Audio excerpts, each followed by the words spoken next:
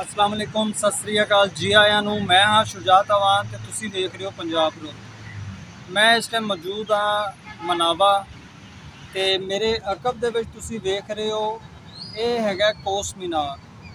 कोस मीनार की जिहड़ी हिस्टरी सानू मिलती है कि 16वीं सदी दे विच अफगान शेरशाह सूरी हैगे सन वो, ते उस तो बाद मुगल अंपायर मुगलों के दौर दे विच भी यूज़ होंदा रहा। जिवें अजकल असी जाने एक शहर तो दूसरे शहर मोटरवे यूज़ करने तो मोटरवे ते चढ़ गए तो उत्थे पहुँच गए। उस टाइम घोड़ियां दे उत्ते लोग सफ़र करते सन ते हर 3 मील के फासले उत्ते कोस मीनार बनया होया सी जिहड़ा दिल्ली तक जांदा सी। इहदे उत्ते मुसाफर जिहड़े हैगे ने इनू फॉलो करते हुए टुरदे जांदे सन ते हर 3 मील के फासले के उत्ते शेरशाह सूरी ने बनवाए सन दिल्ली तक। तो यह कोस मीनार अज किवें हैगा वे, यह भी एक हिस्टोरिकल चीज़ हैगी है। गौरमेंट नूं चाहिए कि इनू जिहड़ा हैगा बाकायदा है हुण तुहानूं मैं विखावांगा वीडियो दे विच, क्योंकि मैं आके पहले थोड़ा जिहा खुद इहदा विजिट किया है तो यह बिल्कुल खत्म होने वाला हैगा वे। तो यह मैं तुहानूं विखाना इनू जिहड़ा है ना अपडेट करना चाहिए हैगा। अपडेट करन तो यह वे कि यार निशानी रवे।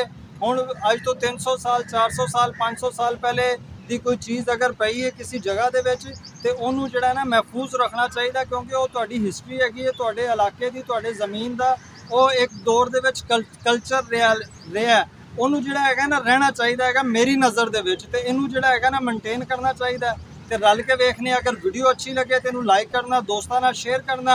तो चलिए रल के फिर वेखने आ, तुहानूं भी विखाना तो खुद भी वेखना कि कोस मीनार अज किवें हैगा।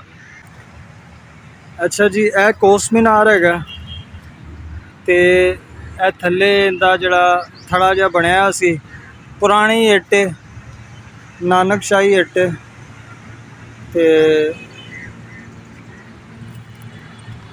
बिल्कुल एक साइड जिहड़ी हैगी है ना वो ख़त्म हो गई, अंदरों खोखली हो गई। बाकी जिन्ना चौड़ा हैगा ना थल्ले इंदा बहुत मजबूत है, ताई तो उत्ते खड़ा हैगा वे। दूजी साइड भी अच्छा, इधर वो जानवर होएगा ना, किसी ने अक्सर इंज जानवर घर बना लेंदे हैगे ने ते वो खुद जी है वे पर झाड़ियाँ हैगियां ते उत्ते यह साइड जिहड़ी है ना सही हैगी है। वो साइड जिहड़ी है वो इधर उत्ते भी थोड़ा जिहा सही हैगा वे। यह साइड जिहड़ी है ना ख़त्म होई पई है, मतलब कि अच्छा। फिर एक और चीज़ मैं बड़ी नोट की है, एक कोस मीनार जिहड़ा हैगा ना वो रेनोवेट भी होया। अक्सर फेसबुक के उत्ते उहदियां मैं तस्वीरां वेखियां पर उन्होंने उहदी असल हालत च नहीं कीता यार, यह माड़ी गल है। इन्ना मेनटेन रखो कि यार उनकी पुरानी झलक जिहड़ी है ना वो दिखे, महसूस होवे। वो अक्सर दोस्तों ने वेखी होनी फेसबुक के उत्ते तो मैनू तो बिल्कुल ना उस नाल पुराना जिहड़ा हैगा सी ना वो फिर भी चलो जैनवन तो है सी ना, एक चीज़ नज़र आती सी कि यार एक कोई डिफरेंट एक जिहड़ा है ना चीज़ हैगी है, जिवें हुण तुहानूं नज़र आ रहा। इस हालत दे विच इहनूं जिहड़ा हैगा ना कीता जावे मेनटेन तो बहुत ही खूबसूरत हो जाएगा, बट होना चाहिए।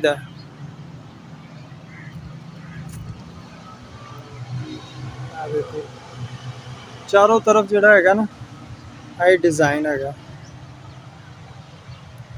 यह भी वही इट लगी है, यह तो हुण मिट्टी लगी खैर है, उत्ते वो पलस्तर होया या डिज़ाइन बाद च बनया है कोई पता नहीं।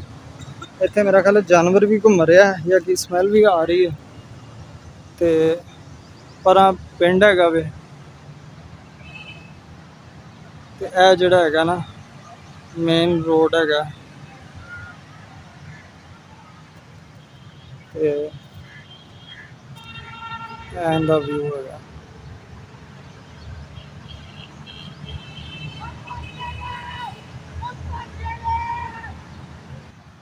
वो वाली साइड जिहड़ी मैं तुहानूं दस रहा कि झाड़ियाँ हैगियां ते उधर जिहड़ा हैगा वो ज़मीन दे नाल छोटा जिहा खुड्डा जिहा बनाया किसी जानवर ने ते वो साइड है। यह साइड सही हैगी है। वो परली साइड जिहड़ी तुहानूं विखाई वो अंदरों खाधी हुई है। इनू महकमा औकाफ वालियां नूं चाहिए इनू मेनटेन करन ਇਹਨੂੰ ਇਹਦੀ ਅਸਲ ਹਾਲਤ ਦੇ ਵਿੱਚ ਕੋਸ਼ਿਸ਼ ਕਰਨ ਜਿੰਨਾ ਲਿਆ ਸਕਣ। ਬਾਕੀ ਇੰਜ ਨਾ ਮੇਨਟੇਨ ਕਰਨ ਕਿ ਇਹਦੀ ਪੁਰਾਣੀ ਸ਼ਕਲ ਹੀ ਜਿਹੜੀ ਹੈਗੀ ਹੈ ਜੈਨੂਅਨ ਉਹਨੂੰ ਵਿਗਾੜ ਦੇਣ।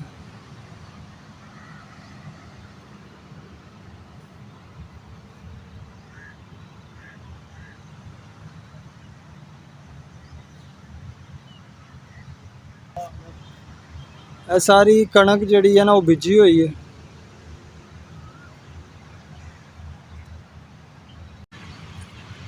ਵੀਡੀਓ ਅੱਛੀ ਲੱਗੀ ਹੈ ਇਹਨੂੰ ਲਾਈਕ ਕਰੋ ਤੇ ਦੋਸਤਾਂ ਨਾਲ ਸ਼ੇਅਰ ਕਰ ਦਿਓ।